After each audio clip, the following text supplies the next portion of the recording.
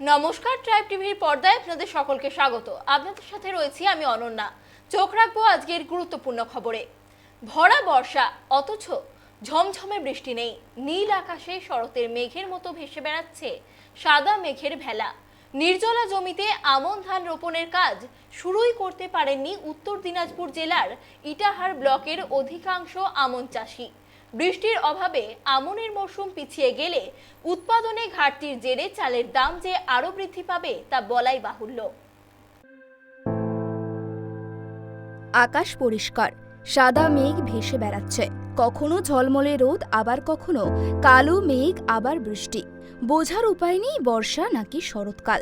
তবে যা বৃষ্টি হচ্ছে তাতে চাষের জলের প্রয়োজন মিটছে না।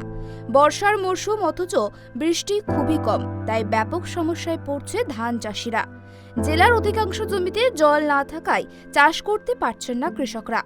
বীজতলা তৈরি, অথচ জলের অভাবে রোয়া যাচ্ছে না। আষাঢ় মাস শেষের দিকে, কাগজ কলমে যা বর্ষাকাল। তীব্র দাবদাহে পুড়ছে উত্তরবঙ্গ।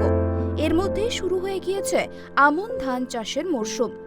আমন ধান মূলত বৃষ্টির ওপর নির্ভরশীল, তাই জেলা জুড়ে পর্যাপ্ত বৃষ্টিপাত না হওয়ায় সমস্যার সম্মুখীন হতে হচ্ছে কৃষকদের। তাই এক প্রকার বাধ্য হয়ে টাকা খরচ করে পাম্প সেট লাগিয়ে জমিতে জল সরবরাহ করতে হচ্ছে ভালো চাষের আশায়। এতে করে কিছুটা হলেও অর্থনৈতিক দিকে টান পড়ছে কৃষকদের। একই ছবি উত্তর দিনাজপুর জেলার ইটাহার ব্লকের। ওই যে ধান কাটবো, জল বৃষ্টি নাই, কি করবো? এই জন্য তো করতে হবে, না উপায় নাই। এই চাষ চলে না, কেন এখন অসুবিধা? বৃষ্টি একদম নাই, বৃষ্টি তো নাই। বৃষ্টি নাই বলে তো এরকম কাজ করতে হয়, না হলে তো এরকম কাজ করতে হতো না। কী দিয়ে জল দিচ্ছেন? এই মেশিন দিয়ে জল দিচ্ছি, পাম্প সেট। ভালো তো কিছু করার নাই, জমি তো ফেলে রাখা যাবে না। এটা বেশি, হ্যাঁ, তেলের দাম বেশি। এখন যদি বৃষ্টি হয়, গাড়া পরে লাগতো না। বৃষ্টি হলে তেলে খরচা লাগতো না। যদি এখন যদি বৃষ্টি গাড়া পরে যদি বৃষ্টি হয়, তাহলে একটু খরচা কম হবে, কিন্তু খরচা তো হবেই। খরচা হলে কিছু করার নাই। আর এখন সেটা তো মানে প্রাকৃতিকই, কী করবো আর। ইটাহার ব্লকের বিস্তীর্ণ এলাকায় চাষিরা বর্তমানে ব্যস্ত আমন ধান চাষে। বৃষ্টিপাত না হওয়ায় ক্ষতির আশঙ্কা করছেন তারা। তা এখন বৃষ্টির আশায় চাতক পাখির মতো অপেক্ষা করছে তারা। কৃষি দপ্তরের হিসাব অনুযায়ী জেলায় 12ই জুলাই পর্যন্ত 1000 হেক্টর জমিতে আমন রোপণের কাজ সম্ভব হয়েছে। আর এতেই প্রমাদ গুনছেন জেলার কৃষকরা। মরশুম পিছিয়ে পড়ায় উৎপাদন ঘাটতি ও তার জেরে ফের চালের দাম বৃদ্ধির আশঙ্কায় দিন গুনছেন জেলার কৃষকেরা। খরা ঘোষণা হবে সেটা পরের কথা। সেটা হচ্ছে আমরা আমাদের ইটাহার ব্লকের জন্য আমরা সমস্ত কেপিএসরা প্রত্যেকটা জিপির জন্য অ্যাসাইন করা আছে। তো প্রত্যেক কেপিএসদেরকে বলা আছে, আমাদের মোট ইটাহারে 216টা মৌজা, তো 216টা মৌজার থেকে রিপোর্টটা নেওয়ার জন্য বলা হয়েছে। এবার সেখান থেকে রিপোর্টগুলো এই সপ্তাহের মধ্যে চলে আসবে, কোথায় কীরকম আর কি। বৃষ্টিপাত তো নেই, সত্যি খুবই ড্রাই স্পেল, প্রচণ্ড ড্রাই স্পেল হয়ে যাচ্ছে। তো এরপরে আমরা ওই সমস্ত রিপোর্টগুলো নিয়ে কম্পেল করে আমরা সেটা জেলাকে জানাবো।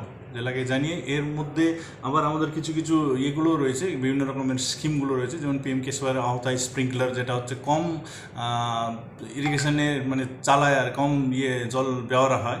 তো এই সমস্ত স্কিমগুলো আমরা ডিপার্টমেন্টালি করছি এখন, যাতে চাষিদের হেল্প হতে পারে আর কি। উত্তরের পাশাপাশি দক্ষিণেও একই চিত্র লক্ষ্য করা গেল।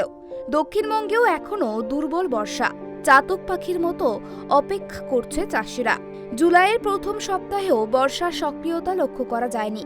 পর্যাপ্ত বৃষ্টি না হওয়ায় আমন ধানের বীজ তোলা থেকে জমিতে চাষ করার ক্ষেত্রে অনিশ্চয়তা দেখা দিয়েছে, যার জেরে একাধিক ব্লকের চাষিরা পড়েছেন সমস্যায়।